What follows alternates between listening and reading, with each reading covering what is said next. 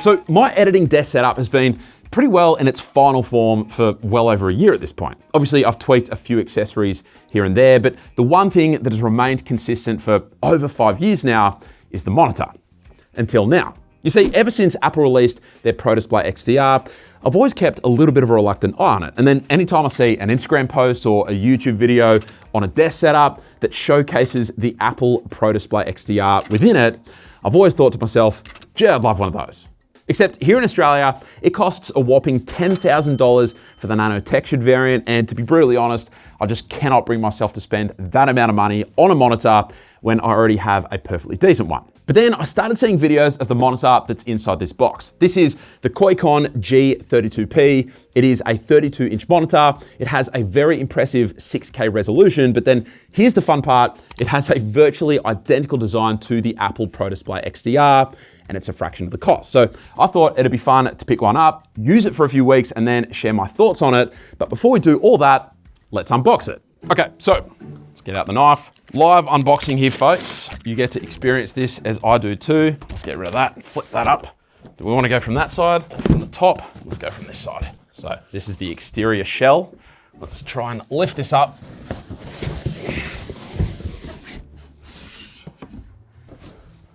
Gee, that's not bad. And flip this around. There you go. Not a bad presentation, actually. So here we go. This is the first exciting part, is that you do get the stand included in the box, which is very nice. Obviously, the Pro Display XDR doesn't come with a stand. You've got to pay extra for that. Let's get that open first.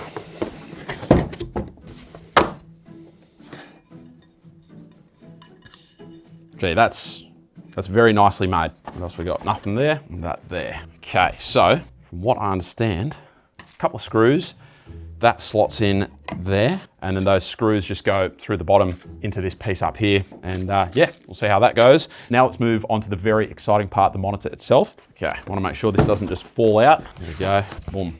Oh, got another box. Oh gee, no it's not. That is the monitor. Wow, okay. You seeing that? Come on. Guys, that looks very, very nice. I'm gonna just move that to the side for a minute. Just check out the accessories. So in this box here, we get the various cables that you need. So we've got DisplayPort, HDMI, USB-C, we've got the power cable, a USB-A disc, and an OTG converter for various purposes. Then we have, this is good news, the VESA mount adapter. But then apart from that, that is it. So now we get to do the fun part, which is I am actually going to go ahead and get this monitor mount set up properly. So just bear with me as I do this. Get those screws out. Boom, put that there, that there. Okay, then I'll just get the screws. One there, the other goes there. In goes one, in goes the other. Tighten that, tighten that. That's dead simple. Feels pretty solid. Okay, now we're going to put the monitor on it. Okay, so there's just a little bit of tape here on the power section. And from what I understand, it is a sort of clicking mechanism. We'll put that there. Okay, there it goes there. All right, there we go. So I've just put that thumb screw in. I've no clue if that's actually where it's meant to go, if that's the right screw. There might be another one. I think it's the right screw. So I think that's it. I think this is now the monitor. And if we just take a look at this, at the actual functionality of the stand, just first impressions, as you can see, it goes down very low, which I love. And I know a lot of people appreciate, having a low monitor in their setup. So the fact that this stand goes quite low is nice. Let's bring that up, nice and high. And it's got quite a bit of tension on it. If I tilt up, back, and let's see how much we can spin this thing. Quite a bit of tension. So that's adjustable little, and there you go. So that's a tight fit there, like a glove. Straighten that up. So you can have it in a portrait orientation if you like. There's just you have to twist back, then you can rotate it, and there is quite a bit of tension, so you want to be able to do it with two hands. I wouldn't be doing this, with the monitor in position. I'd be getting it in its correct orientation and then placing it into the setup, because yeah, it is quite a bit of tension, which is good, feels premium. If we flip the monitor around, let's have a look here. What do we got in terms of ports? So yeah, got a headphone jack, 3 USB-C, DisplayPort, 2 HDMI, and let's twist that. That's where the power goes. But now, actually I just realized the monitor is upside down, which is handy because I can actually see we've got our power buttons there. So that's pretty cool. Let's now get the monitor around in the correct orientation. There we go. Okay, so here we go. This is how roughly I'll be having it, but we've got to do the infamous peel. So let's just clean up this desk, straighten that. From what I understand, this peel isn't the most seamless of all time, so we'll see how we go. Let's see, try and not get my fingerprints all over the monitor as I do this. Here we go, let's do it. My goodness, that is a tight peel. Wowza. Well, it's certainly not coming off in shipping or anything like that, let's put it that way. Wowza, but it's not very satisfying. Do I persevere with the one corner? I don't know. Jeepers. Okay.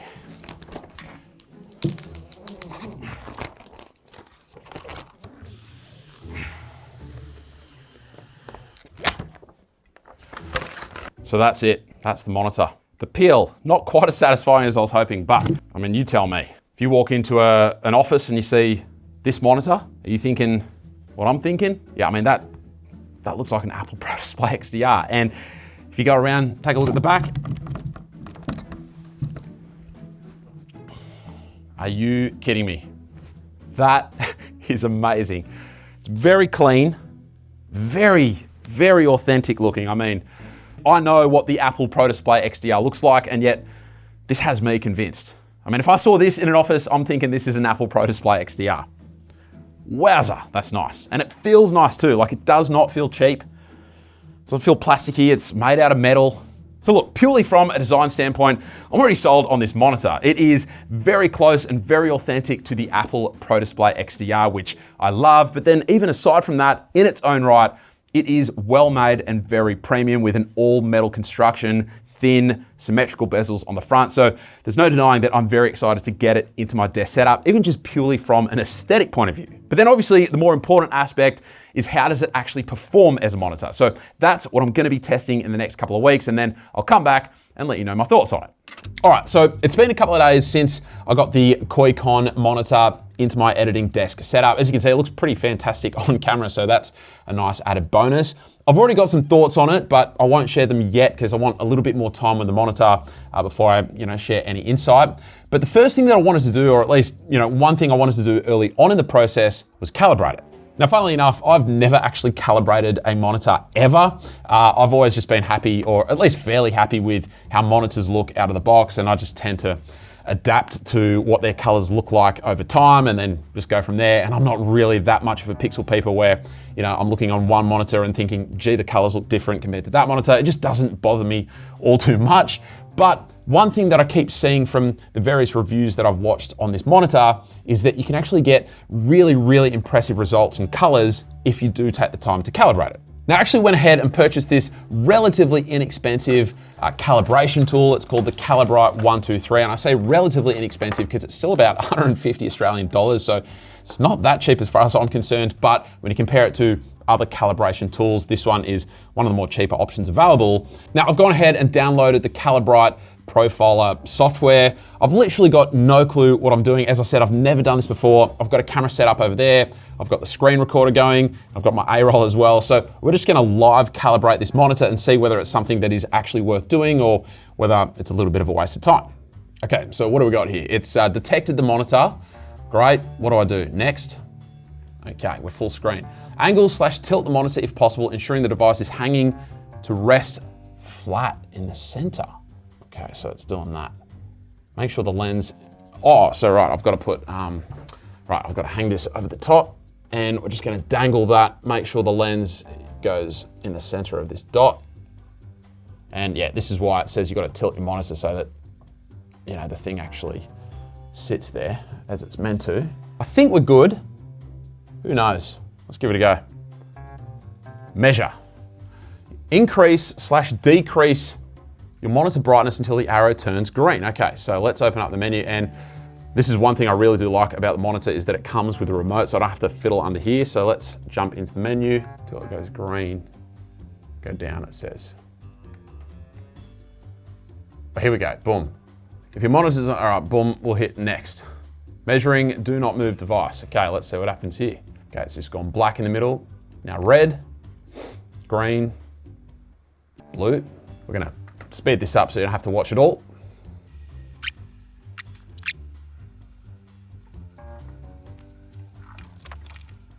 Okay, so it was sort of fairly slow in the first half as it was going through the primary colors, red, green, and blue. Now as it's going through some sort of non-primary colors, it does seem to be picking up some pace. So it's been about 3 or so minutes thus far.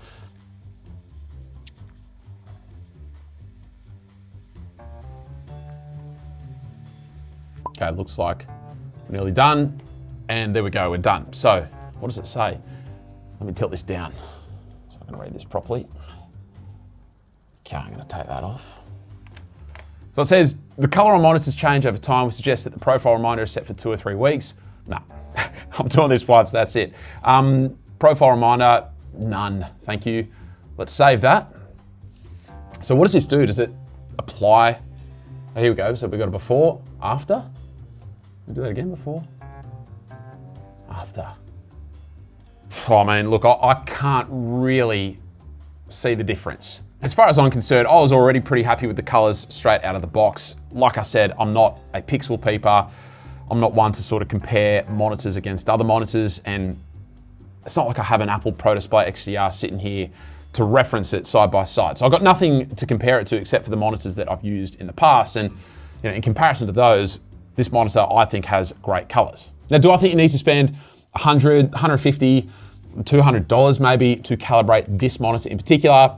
Honestly, no, I do not. I mean, the difference in the before and after was so marginal that I think it was probably a bit of a waste of money spending $150 on this thing. But that said, I am interested to keep using this, on future monitors. Maybe I'll even repeat the test on this monitor to see if it makes any difference. So for that fact alone, I'm okay with having this. But again, do I think you need to calibrate this monitor? No, I don't think you do. Now, as I said, I'm not a color purist. I don't have other high-end monitors in the studio, certainly not set up at the same time that I'm gonna be referencing this monitor against. So take my opinion with a grain of salt if you like. But as I said, just from my first impressions of doing a quick calibration on this monitor, I think you've probably already got close to the best settings for this monitor straight out of the box. Okay, so it's now been a couple of weeks since I first started using the monitor, and I've got to say, I love it. And in fact, let me just say this. I don't think you can get a better monitor than this from Koikon for this price. You might be able to get close, but not completely. As I said, it has a super sharp 6K resolution, which is a rare spec in and of itself. It's also more than bright enough for use in an office environment like this one. The colors look fantastic to my untrained eye. And then even more than that, the design is seriously top tier. As I said, it's fully metal, the ports are really nicely laid out, and then from the front, we have those fairly slim, but more importantly, symmetrical bezels all the way around. And honestly, even though this is paired with my Windows PC, when I'm not using any visible parts of the OS, like the File Explorer, for example, there have actually been many, many times where my brain has become convinced that I'm using a Mac device, thanks exclusively to the monitor. The other thing that I really enjoy about it is that it comes with a remote. Now, it doesn't come with batteries included, which at this price, I think is a little bit of an oversight. In fact, I actually think that they should make it so that it's actually a USB-C rechargeable remote rather than needing batteries at all. But that aside, it really is so nice not having to touch the monitor at all once it's set up, thanks to the fact that everything is controllable by the remote. Now, with all that being said, there are a couple of downsides that you've got to be aware of. So firstly, whilst the website says that it comes with an anti-fingerprint and anti-glare coating, honestly, it is really hard to notice. And in fact, I just ignore that claim altogether and just focus on this one here instead, where it says mirror finish. Because guys, let me tell you, this thing is glossy as all get out. Like if I have anything dark on the screen, I can quite comfortably see my own reflection. And even when I've got something bright showing, I can very easily see the lights in the background of my office, no worries. Now, interestingly enough, I actually wonder if the lack of a nano texture finish is what allows this monitor to appear brighter than my previous MSI ultra-wide monitor, because even though technically they have very similar max brightness levels, the Koikon monitor does appear significantly brighter, making the reflections almost a non-issue.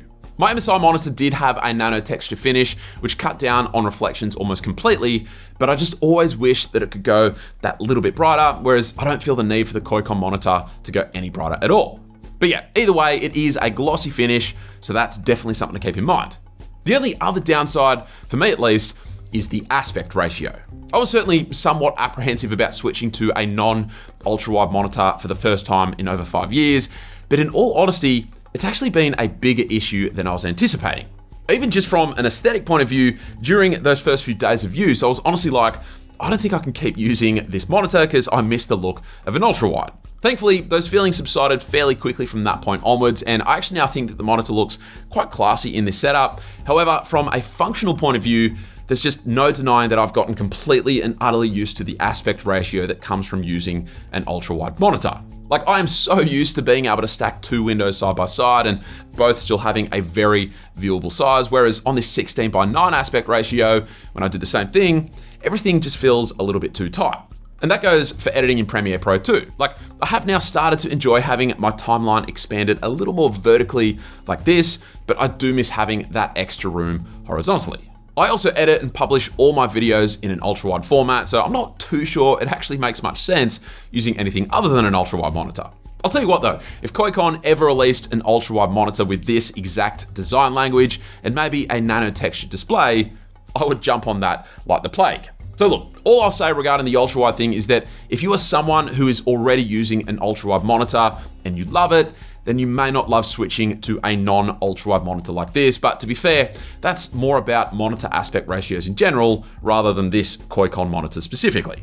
Other than that, the only real downside of this monitor, as I said, is that it has a glossy finish. But aside from that, it is a really, really stellar monitor that you just can't really beat when it comes to what you're getting for the price. Now, if we're being honest, it's still not cheap no matter which way you look at it. It's only up against the Pro Display XDR that it can even be associated with the word affordable. But I will say this, coming from a 5K monitor, which is a much more common display resolution in monitors that are much more affordable than this one, the jump to 6K is honestly not that noticeable. So then the selling point becomes the design. But unless you plan to use the monitor like in the middle of a room, not up against a wall like mine is, then whether it's worth the money compared to other less premium 5K monitors, I mean, I guess that's a question that you can only answer yourself. But there you have it. Those are my thoughts on this Apple Pro Display XDR copy. And honestly, all in all, I'm very, very impressed. If you have any questions on this monitor, feel free to let me know down in the comments and I'll do my best to hit you up with a response.